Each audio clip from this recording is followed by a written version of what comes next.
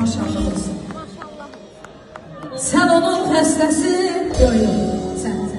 sen onun xəstəsi, o da dərmanındır, ne gözəl kadındır, o sənin canındır. Sen onun xəstəsi, o da dərmanındır.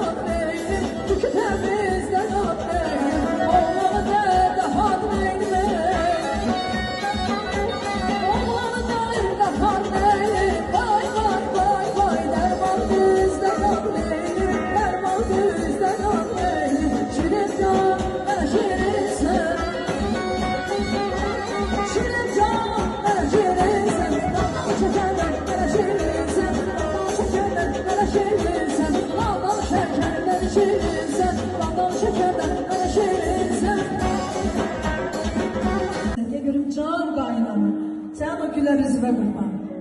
Dua edər qaynanası.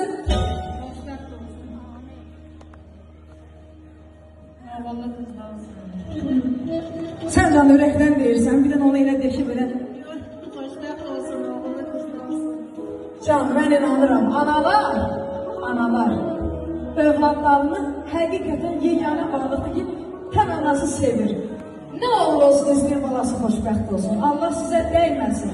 Gözü dolusu görəsiniz. Amin inşallah. Gəlin ocağa gəlmə, gəlin özünüzü oxşuyur. Qaynatalar, hazırsınız. Haradadır qaynatalar? Dua edər atası. Siz qaynatasınız da, oğlan atasısınız. Və qızın papası rəhmət olmasa, əldə gəlir, yemək yeyə gəlir üstə. Dua edər atası.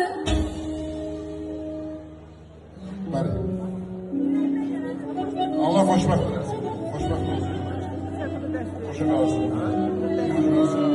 Ən nümunə varlıqlarda biləsin. Bax, buna amin ürəkdən deyək. Mən də eşidim, haqqı dərgahı açıqdır. Amin inşallah.